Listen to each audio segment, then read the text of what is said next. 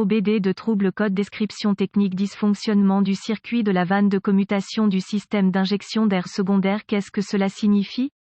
Ce code de diagnostic DTC est un code générique de groupe motopropulseur, ce qui signifie qu'il s'applique aux véhicules équipés d'OBDI. Bien que générique, les étapes de réparation spécifiques peuvent varier selon la marque, le modèle, la soupape de commutation du système d'injection d'air secondaire (R) et la soupape commandée par ordinateur qui contrôle l'injection d'air dans le système d'échappement du moteur. Cette soupape peut faire partie intégrante de la pompe à air. Ce code traite d'un problème sur le circuit du solénoïde, pas du fonctionnement de la pompe à air elle-même.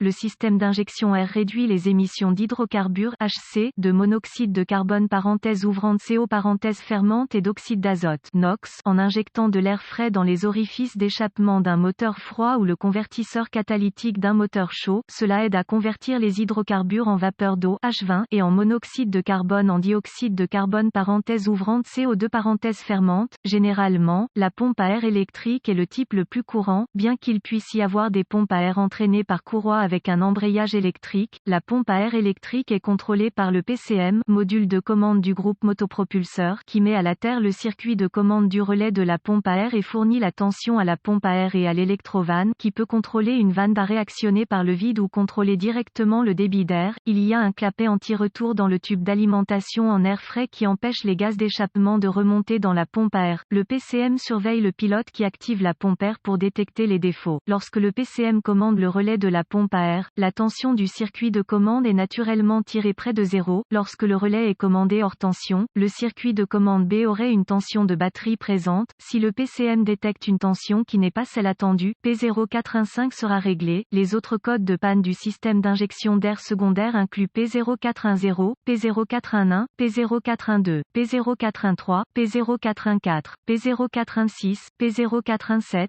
P0418, P0419, P04F, P04F, P0491 et P0492. Symptômes. Les symptômes d'un DTC P0415 peuvent inclure éclairage 1000, voyant de dysfonctionnement, augmentation des émissions d'échappement, sortie moteur riche. Les causes potentielles d'un code P0415 incluent court-circuit à la masse sur le circuit de commande B, court-circuit à la tension sur le circuit de commande B, circuit de commande ouvert en raison de ouvert ou court-circuit sur le circuit d'alimentation de la batterie au solénoïde ouvert ou court-circuit sur l'alimentation de la batterie au circuit de commande de relais 2. Si le solénoïde ne fonctionne pas, débranchez le solénoïde et à l'aide d'un voltmètre, vérifiez que la tension est fournie au solénoïde lorsqu'il est commandé et également pour une bonne mise à la terre. S'il y a une tension fournie et une bonne mise à la terre, vérifiez une bonne connexion au connecteur du faisceau de câble du solénoïde. Si la connexion est bonne, remplacez le solénoïde. S'il n'y a pas de tension fournie au connecteur lors de la commande du solénoïde, recherchez le relais de la pompe à air et vérifiez qu'il y a une tension de batterie fusionnée du côté commuté du circuit qui alimente la pompe à air. Pour fusible grillé ou ouvert dans le câblage, réparé et roadster. Si la tension de la batterie est présente du côté alimentation en tension du relais, un moyen rapide de vérifier le bon fonctionnement du solénoïde et de la pompe à air consiste à utiliser un cavalier à fusible et à l'activer manuellement. Pour ce faire, connectez la tension de la batterie à l'alimentation de tension de la pompe à air commutée. Il s'agit généralement des bornes 30 et 87 du schéma du relais, pas toujours. Si le solénoïde et éventuellement la pompe à air fonctionnent, alors vous savez que votre câblage et votre solénoïde sont corrects. S'ils ne s'activent pas, ouvrez le faisceau de câble et trouvez le circuit ouvert ou court-circuité dans l'alimentation du solénoïde de la pompe à air et fixez-le. Si le raccordement du solénoïde à la tension de la batterie active le solénoïde, il est temps de vérifier la tension présente avec KOEO sur le côté contrôlé par PCM du relais. S'il n'y en a pas, réparez à nouveau ouvert ou court-circuité dans le circuit et refaites le test. Pour vérifier le câblage PCM du solénoïde de la pompe à air, la mise à la terre du circuit de commande qui est normalement exploité par le PCM vous dira si le câblage est intact.